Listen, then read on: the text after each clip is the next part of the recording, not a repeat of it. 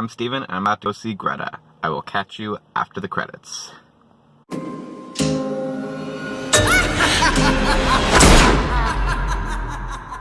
So, coming back from Greta, I gotta say, first of all, the main actress in this, I might mispronounce her name, Chloe Grace Moretz, something along those lines. I have surprisingly seen her in a lot of movies to this point, and every genre she's been in has been different from the last. She was Hit Girl in Kick-Ass. She was the female lead in If I Stay, which I saw back in 2012 or something, 13, 14, somewhere around there. I saw her in Neighbors 2, so that's a kind of gross out comedy. And now this, and I've probably seen her in one or two other things, and I'm just surprised at how often she pops up into the movies I see. Not that she's a bad actress, I just think it's I've just seen her grow up, essentially, and it's kind of weird. She did good in this, although it's crazy, I swear her face has not changed since she was Hit Girl in Kick-Ass. Second of all, this movie, visually, cinematically, is very nice. It really builds up suspense with kind of a voyeuristic, empty approach. The plot of the movie is that she's being stalked by this older lady who she returned a handbag to, and she had just lost her mom. So at first, Greta, the older lady, seems like she's the perfect motherly figure. She's nice, she's European, she does everything handmade, she's behind on the time, so not everything comes to her naturally, so Frances feels like, oh, I can be the loving daughter, I can help you out, I can do these things for you. And they start to grow a relationship until she finds out that, oh, this isn't the first time she's done this. There are a lot of bags in this cabinet here, all with names and phone numbers on them. This isn't the first time it's happened, and it freaks her out, rightfully so, so she runs away, and Greta starts stalking her until it leads eventually to abduction. That's the plot of the movie, so I don't have to go much further into it. If anything else I say might get into spoiler territory. But visually, there are things about this that are Hitchcockian. Right down to a PI getting involved at one point, and if you've seen Psycho, you know that doesn't end well. It does start to get... It legitimately... in ways that slasher movies and supernatural movies don't freak me out, this movie freaked me out because, real life situations do, these kind of things happen, actually, and it's creepy as hell. People do follow people, restraining orders are needed, abductions, unfortunately, do happen, and there are times when Frances is, on the phone talking to somebody, and she's looking around, and the room is just empty. And this is a fairly common trick in horror movies and thrillers to build suspense. But it just looks really nice and well done in this movie. The backgrounds just, are so wide open. She'll be center frame, and it'll be like this, but everything in the background will be blurred, so you get a wide view of things behind her, and you just expect somebody to walk in the background or be there as the camera zooms out, and things like that are really well done. I really enjoyed how this movie presents itself. Things I didn't enjoy, there are a few things that take me out of the movie just a little bit, and they're little things, but So Frances has a roommate, Erica. They've been best friends for quite a while. But they're just moving into this apartment in New York. I don't know how long they've been there. Frances has a job and everything. So probably a little bit. The apartment's set up, they're not moving in by any means. But they have a landline.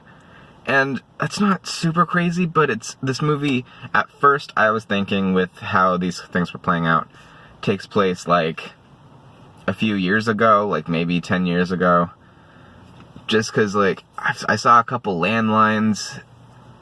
It didn't seem like people were taking out modern cell phones until eventually they do, and Greta stalks Francis's Facebook, and I made sure to take note of this because I was kind of wondering when this movie was set, because they don't really say, but her Facebook pictures, and I'm pretty certain they're slightly older pictures. She's flipping through them, and I see the date on them is like 2017. I'm like, okay, so this can't be more than like a year or two in the past. And if they're old photos, it could be taking place right now, technically, because I've got photos from 2017 and it's 2019. So I'm thinking that this movie probably takes place late 2018, early 2019, something like that. I don't know any young person, like my age, mid-20s, that still has a landline. Businesses have landlines. Older people like Greta, it made sense that she had a landline. So, like, I get that they would still potentially be around, but I just don't feel like they would have a landline. You know what I mean? And that's not a spoiler. That's just something that took me out of the movie a little bit. And I hope it doesn't take you too far out of it. It didn't take me out enough. I still enjoyed myself. There are a couple little things that, for how real this movie is kind of taking itself, how serious, there are a couple things that are just like, I don't see that being a thing that would happen. Some of it, yes, some of it, no. For those people who have seen it, the cookie cutter, and that's another crazy part of this movie that I really liked. Things are happening, and then all of a sudden you find out, like, oh, that didn't even happen. Like, now you're awake again. It happens like once or twice where you're not sure what's real anymore, and that's actually really effective because you're thinking like, oh God, are they gonna wake up, or are they gonna is this really happening? I can't tell. And that's actually a fairly effective trick because it's not overused. You don't want to possibly be like, oh, this is a dream, because there was one point where I'm like, no, this is a dream, and it wasn't. I was like, oh. Yeah, but other than that, like, and there was the scene in the cellar, like, the little shock there, I feel like, okay, how long has this been going on, and how the situation still be happening? Is this still a dream? Is it not a dream? This feels like a dream. Oh, it's not a dream? It also took me out a little bit. I don't want to spoil it, but, it also, like, took me out just a little bit. So overall, I would say I would give this movie, like, it didn't do anything super new, but it was entertaining. I would say if you want to go see a movie like this, this is a good one to go see. I would highly recommend it. But, like, these horror thriller movies are never really high ranked, and I can't give this one a super high rank. Like, somewhere between a 6.5 and a 7. Because of how much I enjoyed it, and I enjoyed the cinematography more than probably most people would think about. Another thing was, like, the diegetic, non-diegetic sounds. I never know. The piano is a big motif in this movie. Everyone needs a friend. But we're more than friends.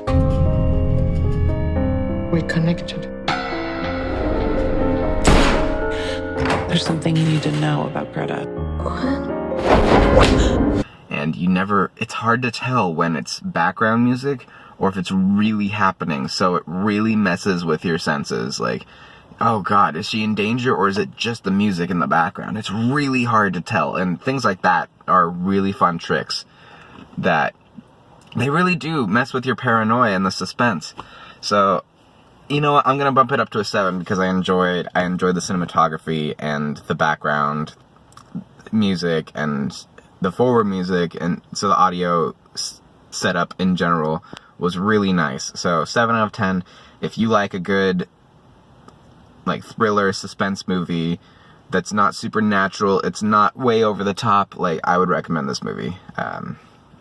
Beyond that, I will catch you at the next movie. Are you insane? What did you do?